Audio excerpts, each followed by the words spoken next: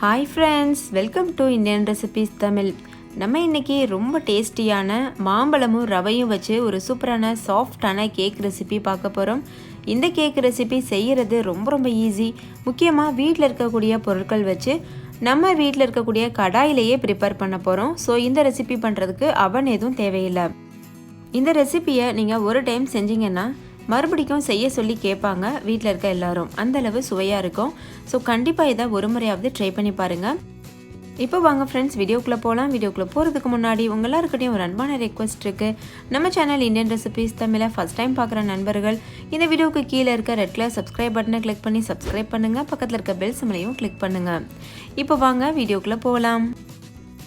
இந்த ரெசிபி பண்ணுறதுக்கு மிக்ஸி ஜாரில் ஒரு கப் அளவு பொடிச்ச சர்க்கரை எடுத்துக்கோங்க, அதாவது சுகர் பவுடர். அது கூடவே ஒரு கப் அளவு சின்ன சின்னதாக நறுக்கின மேங்கோவும் எடுத்துக்கோங்க. நல்லா பழுத்த பழமாக பார்த்து எடுத்துக்கோங்க, அப்போ தான் டேஸ்ட் ரொம்ப நல்லாயிருக்கும்.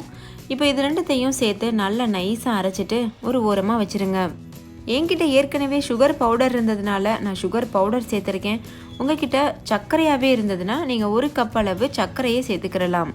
ஸோ இப்போ இது ரெண்டுத்தையும் சேர்த்து நைஸாக அரைச்சிட்டு ஒரு ஓரமாக வச்சிடலாம். அடுத்தது ஒரு மிக்சிங் பவுல் எடுத்துக்கோங்க. அதில் 1.5 கப் அளவு ரவை சேர்த்துக்கோங்க.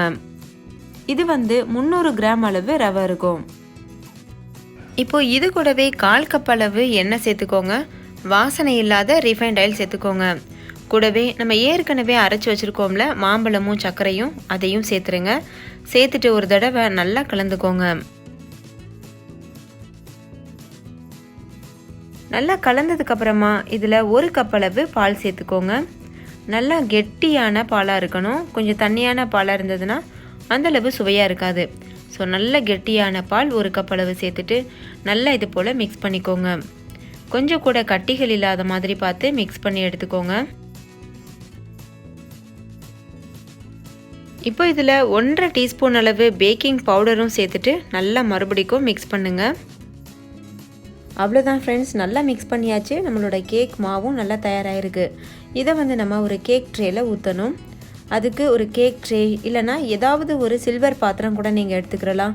எடுத்துகிட்டு அதில் நல்லா நெய் தடவிட்டு அதில் நம்ம செஞ்சு வச்சுருக்க கேக் மாவை சேர்த்துருங்க. சேர்த்ததுக்கப்புறமா அது மேலே கொஞ்சம் போல் நட்ஸு சேர்த்துக்கோங்க.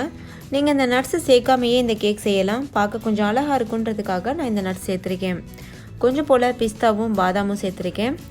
சேர்த்துட்டு இதை நம்ம இப்போ பேக் பண்ண போகிறோம். அதுக்கு அடி கனமான பாத்திரம் வச்சுட்டு அது மேலே ஒரு ஸ்டாண்டும் வச்சுட்டு அது மேலே இந்த கேக் ட்ரேயை தூக்கி வச்சுருங்க. அதுக்கப்புறம் மூடி போட்டு மூடி லோ ஃப்ளேமில் வச்சு 40லேருந்து 45 நிமிஷம் வரைக்கும் வேக வச்சு எடுத்துக்கோங்க. ஸோ இடையில செக் பண்ணி பார்க்கணும். சிலருக்கு 45லேருந்து 50 நிமிஷம் கூட ஆகலாம். அதனால் இடையில செக் பண்ணி பாருங்கள். இப்போது ஓவன் டைமிங் பார்த்துடலாம். ஓவனில் 180 டிகிரி செல்சியஸில் 20லேருந்து 30 நிமிஷம் வரைக்கும் பேக் பண்ணுங்கள். அதாவது ப்ரீஹீட் பண்ண ஓவனில் 10 நிமிஷம் ப்ரீஹீட் பண்ணிவிட்டு அதுக்கப்புறம் பேக் பண்ணணும். இப்போ 40 நிமிஷம் ஆயிடுச்சு. கேக் சூப்பராக வெந்து வந்திருக்கு. ஒரு சின்ன கத்தி இல்லைனா குச்சியை இது போல் விட்டு பாருங்கள். கத்தி ஒட்டாமல் வந்தது மாவில் அப்படின்னா அது நல்லா வெந்திருக்குன்னு அர்த்தம். இது முழுமையாக ஆறுனதுக்கப்புறம் நீங்கள் கேக் ட்ரேலேருந்து வெளியில் எடுத்துடலாம். லேசாக கவுத்துனீங்கனாலே ஈஸியாக டிமோல்ட் ஆயிரும்.